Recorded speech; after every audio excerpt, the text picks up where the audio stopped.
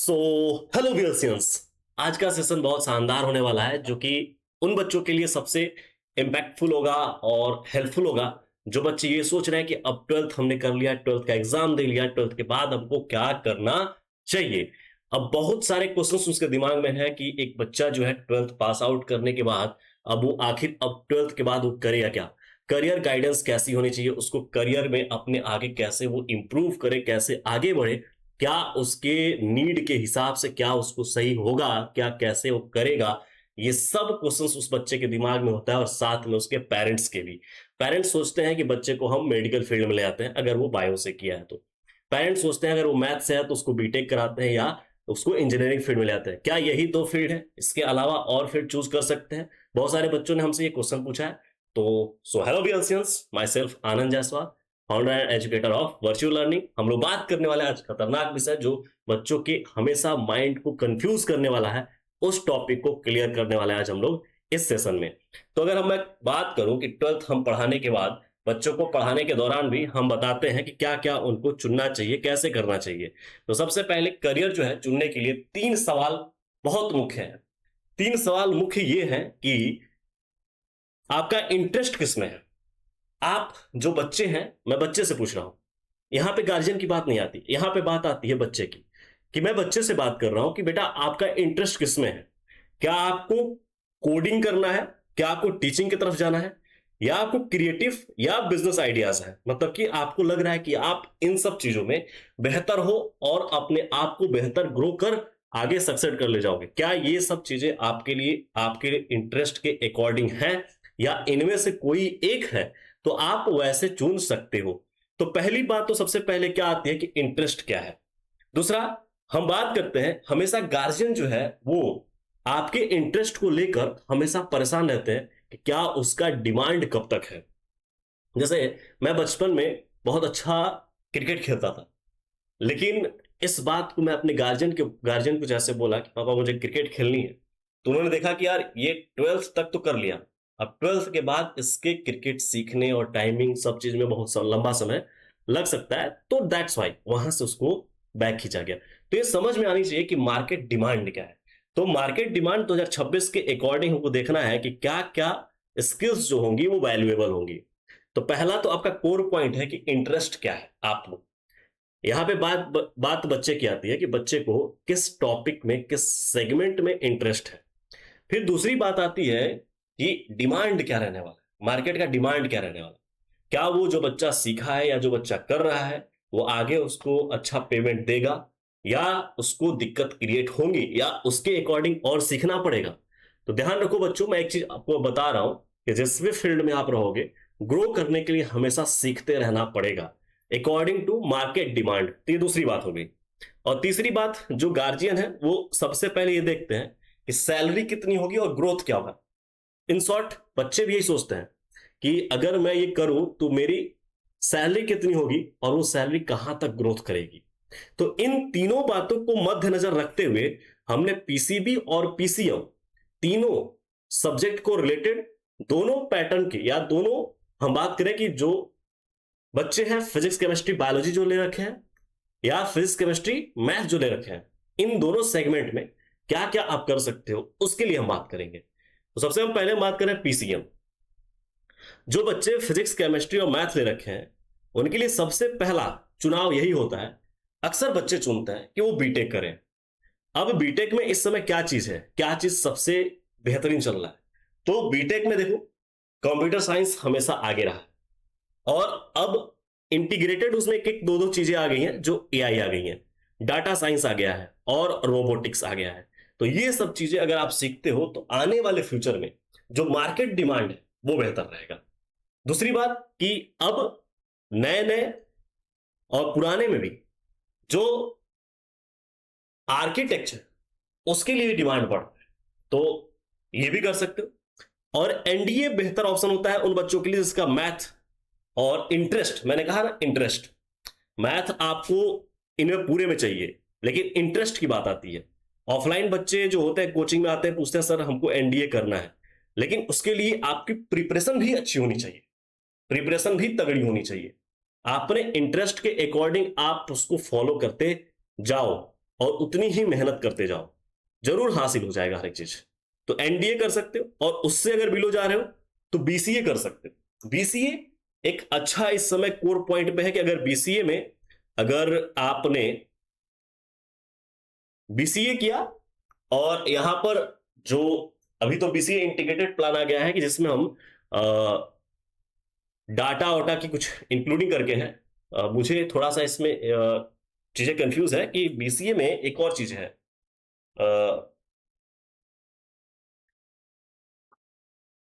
BCA robotic ऐसे कुछ आया हुआ है, एक और चीज है। तो एक तो प्लेन बीसीए हो गया है, और एक और इसमें एक और चीज है बीसीए को थोड़ा सा इसमें एक इंक्रीज किया गया है पैटर्न पे। ठीक है। हाँ, बीसीए साइबर सिक्योरिटी। ठीक ठीक। Cyber security. Cyber security.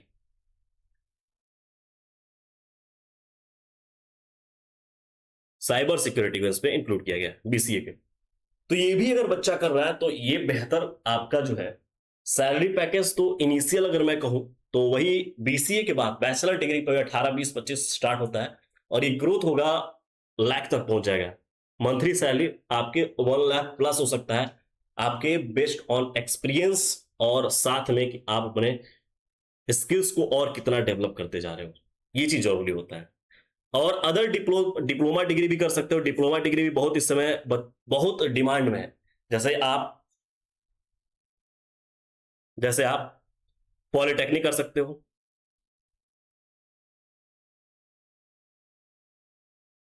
Polytechnic कर सकते हो।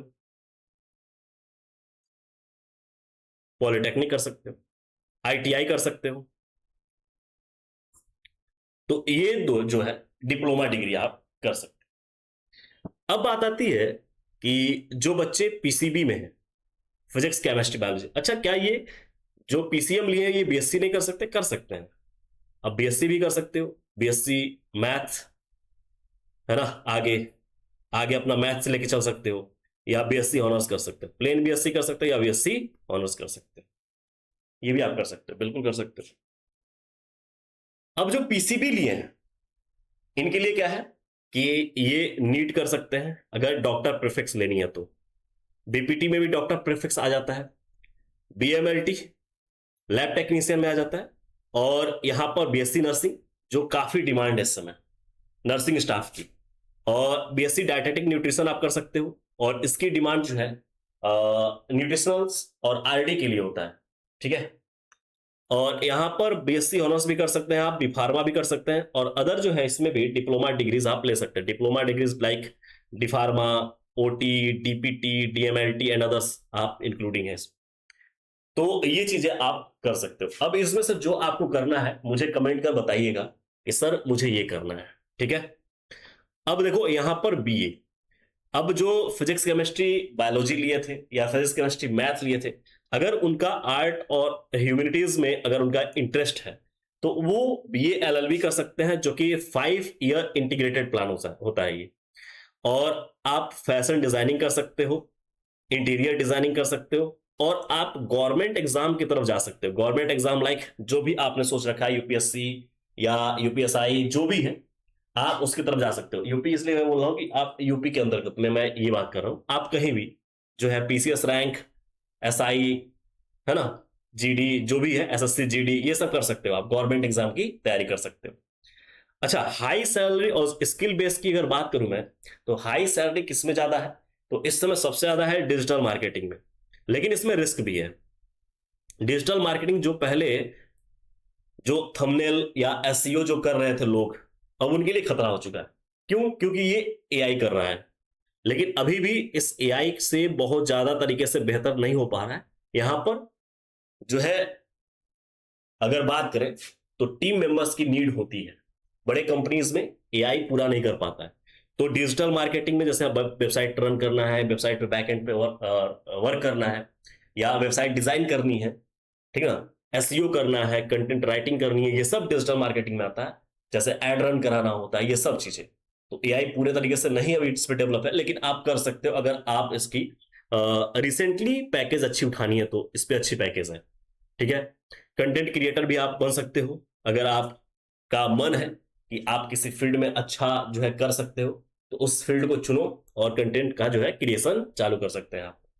अब जो है दो तीन चीजें और है, जैसे आप प्रोग्रामिंग वगैरह सीख लो। ये चीज जो आपके गवर्नमेंट में और कॉर्पोरेट जॉब में भी आपके जो है ज्यादा हेल्प मिलता है। तो पाइथन हो गया, एसक्यूएल हो गया, ये सब सीख सकते हो आप। तो ये चीजें तो मैंने आज आपको बता दिए, वो है कि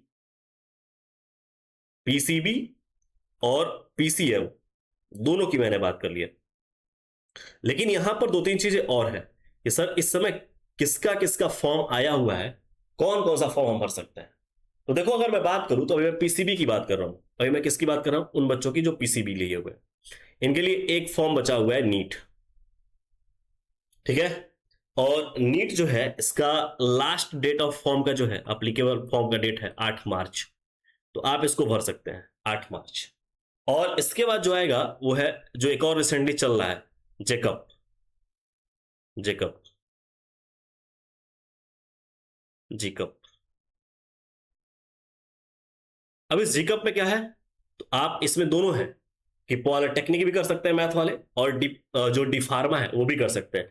इसका जो है एग्जाम का जो फॉर्म फिलिंग डेट होता है वो अप्रैल तक जाता है, लेकिन अभी भी आया हुआ है, इसको भर लीजिए। अब इसके बाद जो है पीसीबी वालों के लिए अब क्या ऑप्शन है, तो अभी भी आपके लिए सीनेट आना बाकी है। सीनेट आना बाकी है।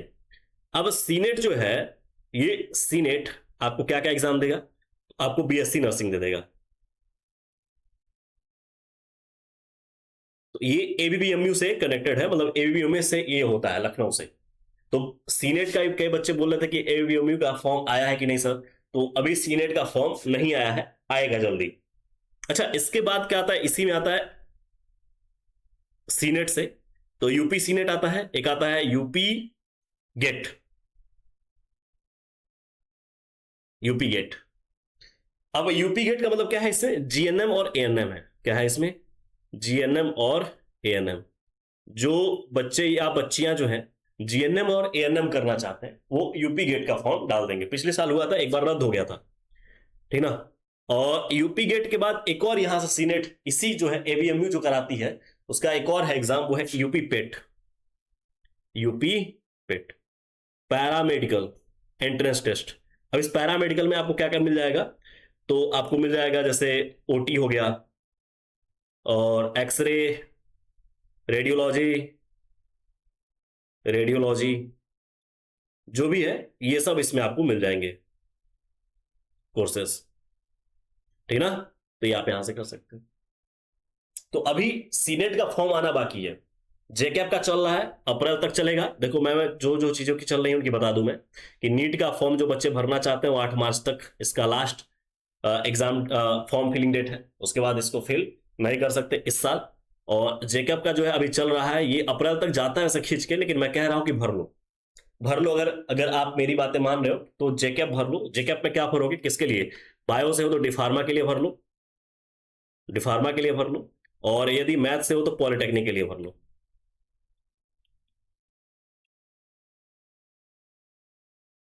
पॉलिटेक्निक के लिए,